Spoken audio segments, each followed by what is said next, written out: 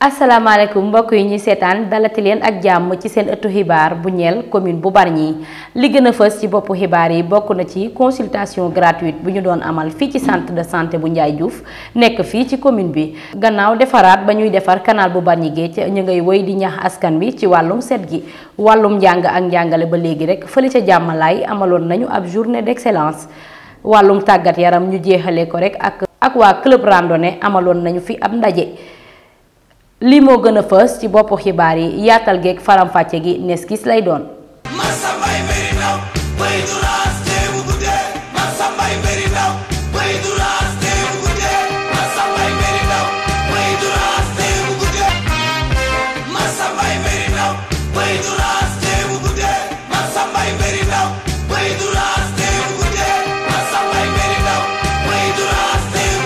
laata loolu tàggat ba ñu naroon a tàggat ñi di GIE yi te nekk fii ci commune bu Bargny dañu ko mujjee delloo la ko sabab du lenn lu dul taw bi nga xamante ne moo fi amoon ñuy wax ne rek fileeg ay fan yu néew danañu ko jàppaat. comme ni ñu ko dooree woon rek ci boppu xibaar yi wàllum wér-gu-yaram la ñu koy dooree rek fii ci commune bu Bargny amaloon nañu fi ab consultation gratuite ñañu ca doon xool nag mooy ñi nga xamante ne dañu amee woon ay bëñ ña fa ñëwoon doon ko def nag ñuy ay partenaire espagnol ci njàppandalu équipe municipale bi fi nekk amaloon nañ ko fii ci centre de santé Ndiaye Diouf ñu dem xooli ji rek boobule consultation ak Madeleine.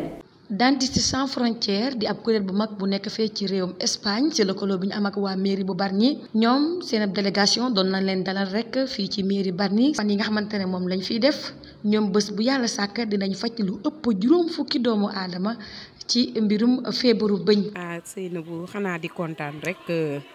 di remercier waa Bargny yëpp di remercier aussi équipe bi nga xamante ne nii ñoom ñëw nañ fii ngir jàppale waa Bargny ci wàll woowu. kontaan rek laa ci def daal kontaan rek. Vraiment nekk na loo xam ne lu ñu soxla la parce que kii bëñ moom dafa nekk loo xamante ne nii ñëpp dañ koy jàmbatandoo donc bu ñëwee ba fii nii fekk si ñu fii si Bargny dina nekk loo xam ne lu ñu soxla la si li ma yaakaar. kuréelu Dentistes sans frontières bi nag ñoom nag dinañ faral di dem ci yenn dëkk yi di fa amale faj comme niñ ko defee fii ci Bargny ñu am mbégte lool nag ci li nga xamante ne nag mooy dalal bi jàppale bi ci seen wàllu liggéey. ñu am ay contact ak Lamine Seck mu joroon fa jaar expliquer ñu journée bi ñu waaj a organiser ak partenaire espagnol yi bon bu ñu ko waxee tamit comme tamit.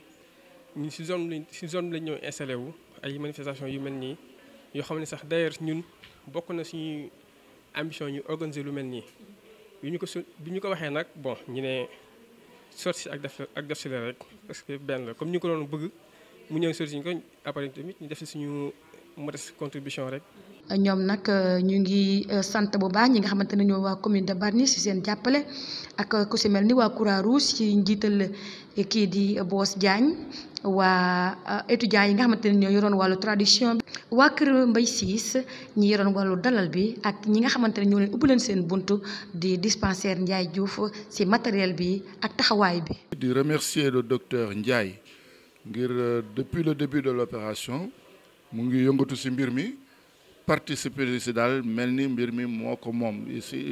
on l'a considéré comme un digne fils de Bargny andi na fi matériel am andi na fi xam-xamam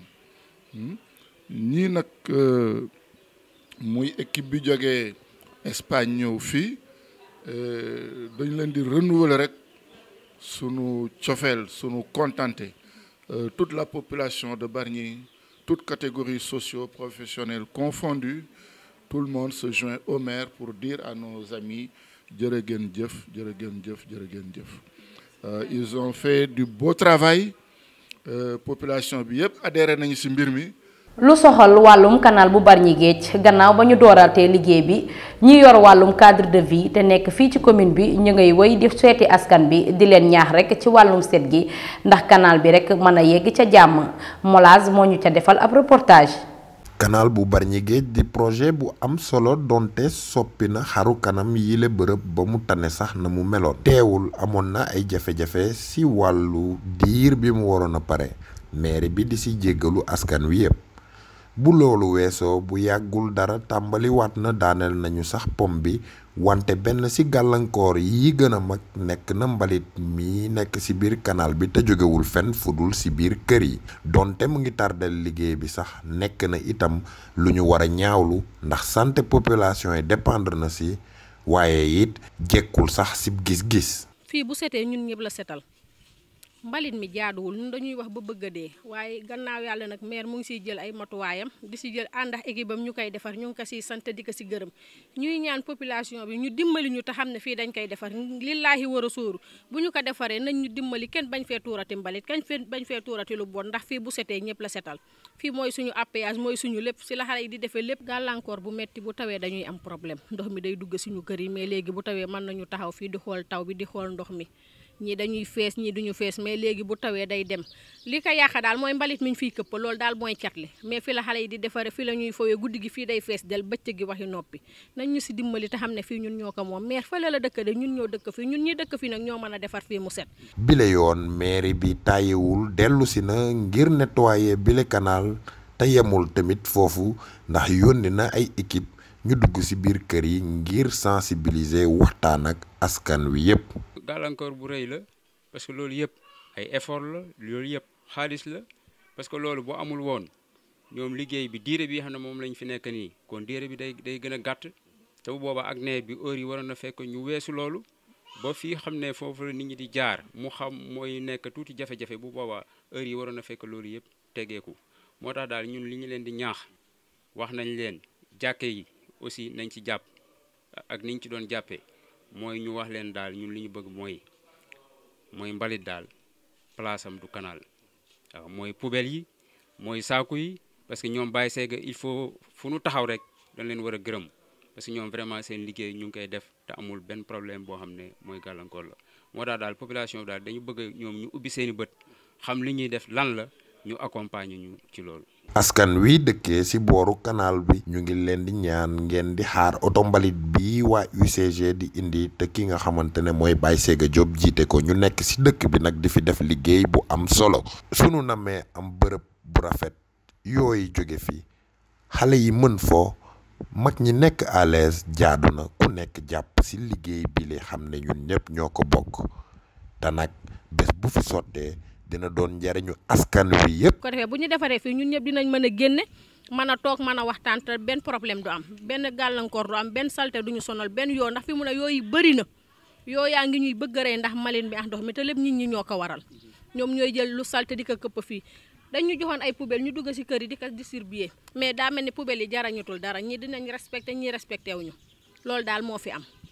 ñun daal ñu ngi leen di ñaanal daal maire daal yàlla na ko fi yàlla bàyyi ba liggéeyam gën a rafet daal ba ñu dinañ ko ci sant di ko gërëm te dinañ ko ci jàppale ci liggéey bi xam ne moom ci la fas yéenee jublu bari ñi gépp dinañ ci dugal seen loxo lépp lu ci waay man rek dina ko ci def ndax canal bi ñun ñoo ko moom maire moomu ko daf ko fi teg rek ngir ñun dinañ ko ci jàppale daal dinañ defar ba mu baax ànd ak équipe bam daal defar ba mu baax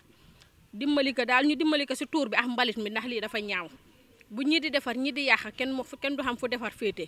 moom na mu ngi def kenn te lay kante na mu ngi def lu mu mën ak lu mu mënul mais bu fekkee day defar ñi di yàq kenn du xam lu mu def waaye ñu ngi di koy sant daal di ko gërëm. ñu desandi rek ci wàllum cadre de vie ba léegi rek gannaaw taw yi nga xamante ne jot na fi wadd ndax ñu ngi ci nawet te mu amoon fi ay jafe-jafe ci yenn ci ay bërëb yu nekk fii ci commune bu Bargny maire bu Bargny ci sama kàddu di leen masawu tey wax ne fileeg ay fan yu néew dina ci indi ay saafara. ba ñu jógee ca Bargny géej rek ak boobule canal dañuy tàbbi ji rek fële ca jàmmalaay ak journée d'excellence ba ñu fa amoon mu toll ci première édition bi la journée nag la ko sabab du lenn lu dul sargal ndaw yi nga xamante ne ñoo gën a ràññeeku ci wàllum njàng mi dañu ciy teewlu rek reportage yu l'homme qu'il faut. waa jàmmalaay ci seen activité ñoo amal ab xew-xew bu rëy tuddee ko journée d'excellence ngir neexal élèves yi gën a ràññeeku ci wàllu jàng ci quartier bii événement boobu am ci teewaayu autorité municipale yii notable yi ak yeneen invité jóge ci goxu Bargny yépp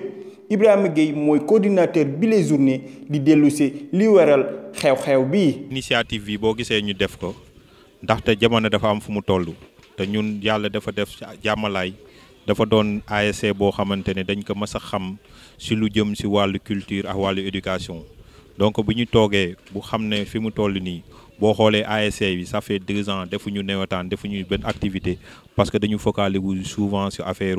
sport rek bàyyi beneen domaine bi mooy domaine éducatif ak domaine culturel ci loolu la ñu jóg ñun xale Jàmmalaay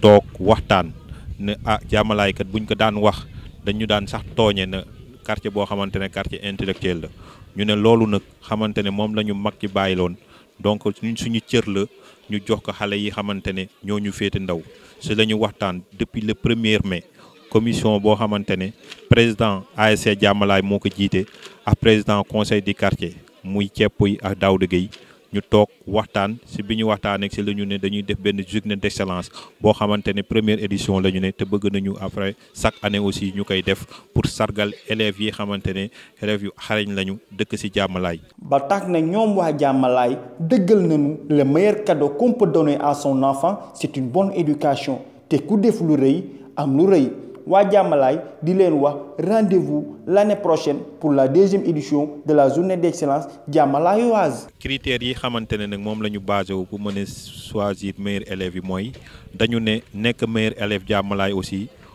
dafa war a ne aussi koo xamante ne ambassadeur u Jàmmalaay la aussi feneen donc ñu lëkkaloo ak inspecteur dem xool foofu aussi nan la ñuy primer ci loolu la ñu jël recensé dugg ci koñ bi. bi ñu duggee ci koñ bi gis nañ ne Jàmmalaay am na 315 élèves yoo xamante ne ñoo fi nekk bu ñu ko commencé du CI jusqu'à la classe de terminale waaye aussi ñu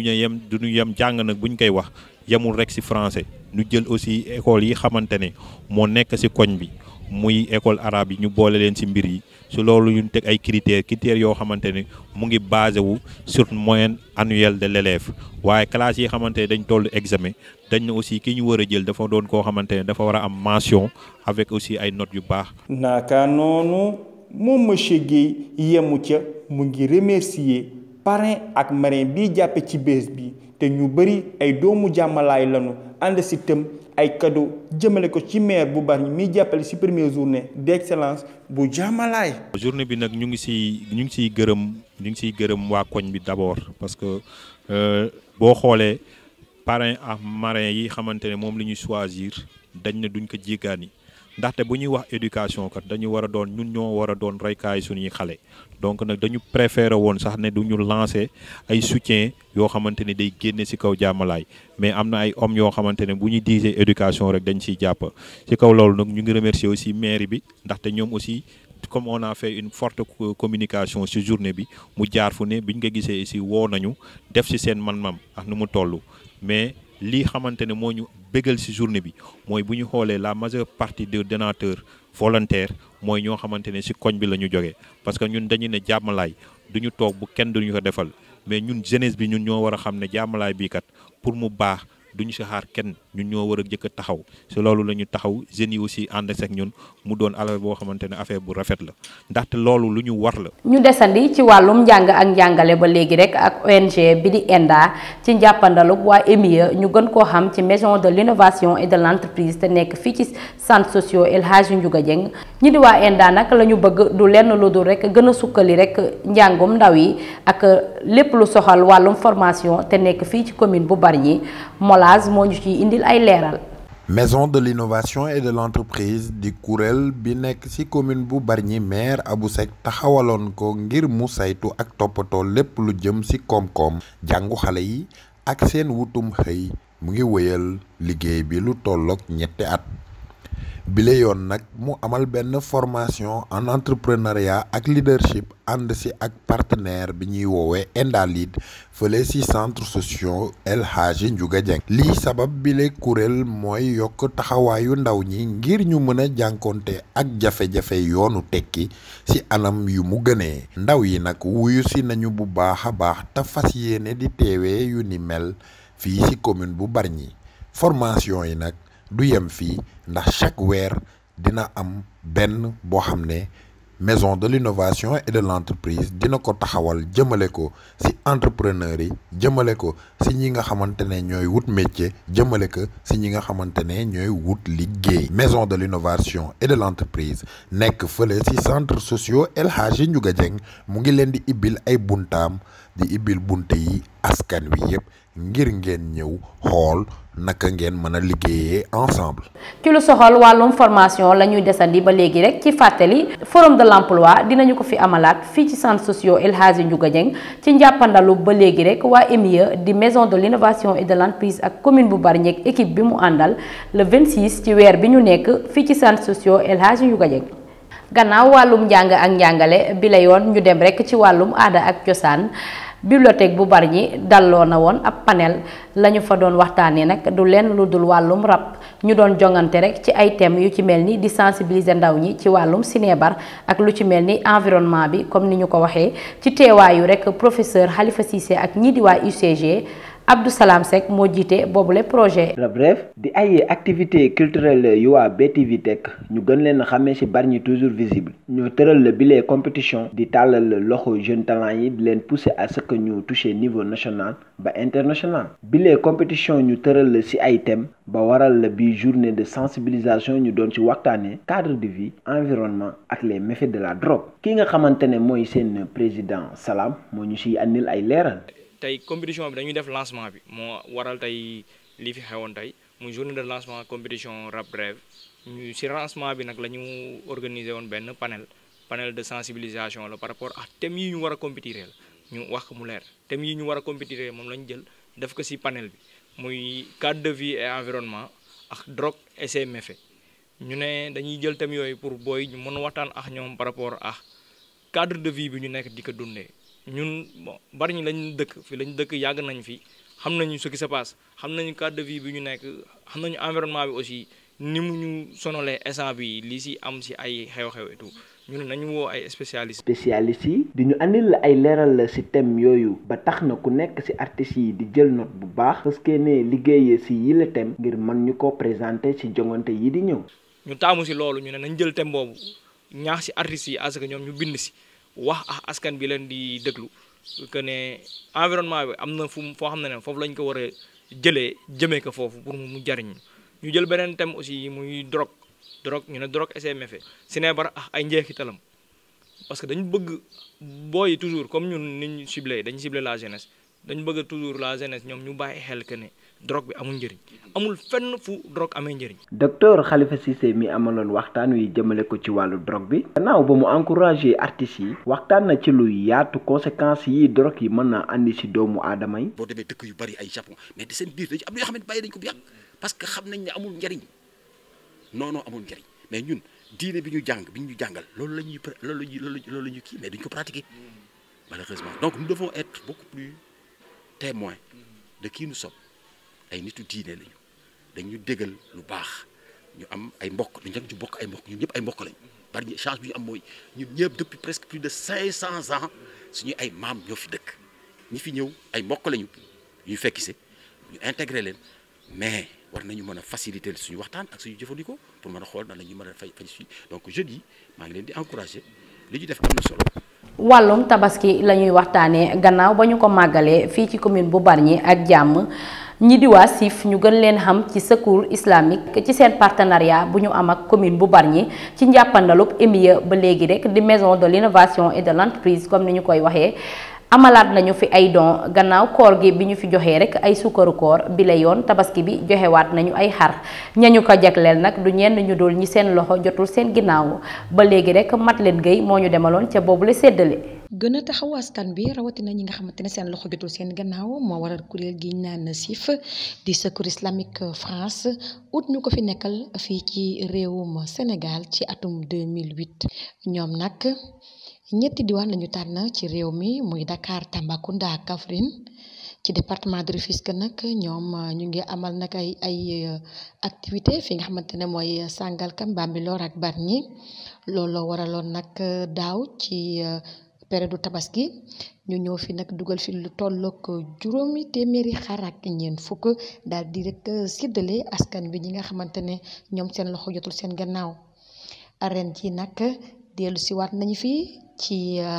weeru mai bi nga xamante ne moom la ñu weesu ci centre socioculturel doon fa lancé seen programme bu bees bi nga xamante ne ñu ngi ko tàmbali ci atum 2019 ñu duppeek CM2. tey jii nag ñu ngi fii def distribution sacrifice ku wax sacrifice mooy lan mooy wàllu tabaski loolu niñ ci travail mooy lan dañu commencé identifier déjà ay ménages vulnérables ñu def ay enquêtes ci ñoom bi ñu defee enquête ci ñoom ci lañu retenir 309 nga xamante ne ñoom la ñu appuyé tey jii loolu nag mairie bi am na taxawaay boo xam ne def na ko ci ndax tey jii bi ñu ñëw ñoom ñoo ñu ubbil bunt yi ñu war a liggéey ci loolu aussi ñu àndoon nañoo aussi ñoom ci ciblage quartier bi ak aussi ci ciblage ménage vulnérable yi fu ñu ci toll aussi ci processus à chaque fois dañuy ñëw bu fekkee ménage yi la ñu choisir ñu def li ñu naan présentation ñoom ñu xam ne ménage yi la ñu choisir pour war leen a appuyer war leen a encadrer par rapport à ce processus là loolu moom mooy li nga xamante ne def nañ ko. lii nag la waa SIF nag àndee ak ñi nga xamante ne ñooy commune Bargny ba tax sax dañuy déglu ñenn. xanaa kontaan si rek di si am mbégte parce que lii wax fa dëgg yàlla lu jafe la kon nag fexe ngeen ko ba taxawal ko fi dañuy sant suñu borom rek di ñaan yàlla yal na ko yàlla gën a yokk gën ko funnali si barke Seydina Muhammad sallallahu alayhi wa sallam ñi ko fi andi yal na leen yàlla yokk ba déwénee yal nañu am lu ko raw si daraje yonanta bu tedd bi. fi mu ñu fekkoon sori na mais fi mu ñu andi wax fa dëgg yàlla macha allah ñu ngi sant yàlla daal ñu ngi sant bu baax. vraiment dimbali sérieusement 2 ans yi yëpp nu ngi koy gis sérieusement lu am solo. day dooleeku ci kër gi parce que tamit am na yenn si ay lii daf lay arrangé nga naroon a génn ay 50 60 dem jëndi ñu baaxal la lii kay sérieusement da ciy rafet. jàmm rek la ñu si gis baax na bu ñu ko naroon a jëndi day métti si ñun waaye ndimbal mi baax na si ñun yal na leen yàlla jàppale baax na torop lii yàlla na sax te dàkk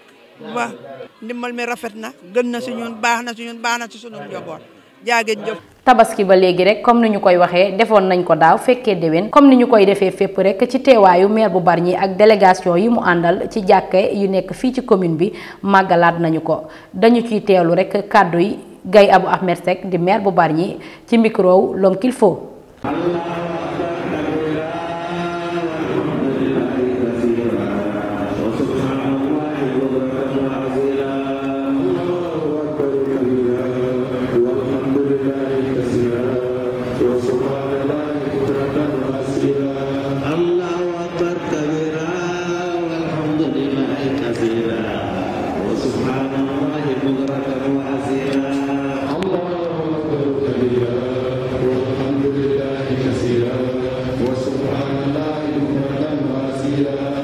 tabaski ne xar gannaaw buñ ko màggalee fii ci commune bu Bargny ci teewaayu notable yi nekk fii imam ak les chefs coutumiers le maire Gaye Abou Ahmed Seck ak ñi mu àndal di ko rafetlu. maa ngi nuyu Bargny gépp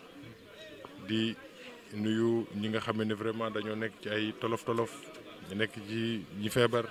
ñu nekk ci prison yi vraiment ñëpp ñi nga xam ne dañoo am ay difficulté ñoom laa jëkk xalaat di ñaan yal na leen yàlla fajal difficulté yooyu.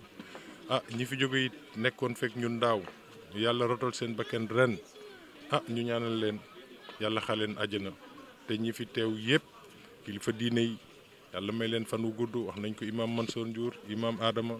imam Abidine Seck ak ñëpp ñi nga xame ni yàlla moo leen jël teg leen ci kanamu nit ñi ñu leen di jiite yàlla ormal leen defal leen jàmm defal leen sutura di remercier it ñëpp ñi nga xam ne dañuy yëngatu ngir Bargny conseils municipaux yi association yi bàjjenu gox yi parce que bëri na ñoo xam ne ñooy doxal dëkk bi te dërëm jotuñu ko ci volontariat ak bénévolat ñooñu ñëpp dañ leen di ñaanal di leen gërëm di ñaan rek yal nañu yàlla defal jàmm. naka noonu li nu gën a ràññeeku mooy xutba yi imaam yi doon waxtaanee comme ñu ngi jëm ci wàllu nawet li ni mel moo am si jumaay Bargny yëpp day dëggal ni wàllu diine am na tànku kanam lool fii ci Bargny. ñu jeexalee rek bi lay ëttu xibaar ak wàllum tàggat yaram comme ni ñu ko waxee rek club randonnée bi nga xamante ne moo fi nekk amaloon nañu ab journée dañu doon fàttaliku rek seen mbokk yi nga xamante ne dañu bokkoon ci ñoom rek te wàññeeku ku ci mel ni Xaali Diouf ak Ajara Seck ñu dem xooli ji rek boobu les randonnée ak l'homme qu'il faut ma ñu fa demaloon. club des randonneurs de Bargny ànd ak seen naataango comme ni ñu koy faral di defee chaque dimanche matin amaloon nañu ab dox ngir tàggat seeni yaram waaye bile yoon dafa am ab cachet particulier ndax dañu koy def ngir fàttaliku ndem si yàlla Ajara Seck te bokkoon si ñoom waaye itam ku si mel ni tonton Xaliña Abouri Diouf kenn ci ñoom di ñu ci indil ay leeral. dafa am benn nit bu ñuy wax Ajara Seck yal na ko yàlla yërëm bokkoon ci ñun di ànd ak ñun di def li ñuy def tey mooy randonnée mu nekkoon ci nit bu nga xamante ne bii dañ ko si ràññee woon lool te yàqu ci woon dara quoi alors tey jii nii moom lay fàttaliku doon ko defal randonnée bi naka démb nag defaloon nañ ko wàcc kaamil tey ñu defal ko randonnée ci biir loolu aussi ñu boole ci sunu yeneen nit ñu nga xam ne ñu nag moom a nekkoon ñoo nekkoon ñu yàlla def li mu def ñu jóge fii muy Xaliña ak Buri Diouf alors ñu leen di ñaanal yàlla quoi loolu mooy tey sababu li tax ñu def ci tey muy randonnée bi. si ñoom ñu dellu si soloy bés bi ba tey ñu ngi ñuy xamal naka la ñuy mën a def ba bokk ci bile club de randonnée bi faral di amal ay activité bu weesuwul defar sa yaram ak dàq yeneen stress yi lëmbee jamono bii mu mel ni population tout âge confondu ñoo ngi ci club bi te nag ku nekk war na see bokk ndax dox lu am solo si dunduk doomu aadama. adhéré ci club bi moom lu yomb la lu facile la ku si bëgg a dugg daal mën nga si dugg amul dara lu ñu si teg nit lu dul nga ñëw rek jënd sa carte membre bokk ci mbir mi daal di ànd ak ñëpp chaque dimanche lañ koy def à partir de 8 heures dañuy dox 1 heure de temps wala 1h30 wala 2 heures. souvent dañuy invité yenn club yi ñu ànd dajandoo doxandoo marchandoo mais il arrive souvent aussi que ñu organiser benn randonnée invité club yi nga xam ne ñoo nekk ci département bi ñu daal di àndandoo doxandoo marchandoo lépp jàmm ak salaam quoi. naka noonu bi ñaan ñi waral ñu organiser bi la journée sunu borom teru leen ca àjjana ya gën a kawe. sport muy marche lu yomb la parce que benn âge bi dootoo mën a nekk fii di daw dootoo mën a nekk fii di football donc li nga mën a def mooy marche dañuy wax marche de 1 à 77 ans parce que suñu club bi sax boo gisee am na ñu si am presque 80 ans yu ko jege te it loolu li muy jur mooy dina dàq stress dina la musal ci yenn feebar chronique yi ñuy wax tension diabète wala maladie cardiovasculaire donc yooyu nekk na lu nga xamante ne lii booy marche comme ni ñu koy waxee la marche est le meilleur sport et c'est sans ordonnance comme le disait notre ami Pape Fall. kon mbokk yi li moon doonoon seen ëttu xibaar bu ñeel commune bu Bargny di leen jox dig daje fileeg ay fan yu néew ci beneen ëttu xibaar.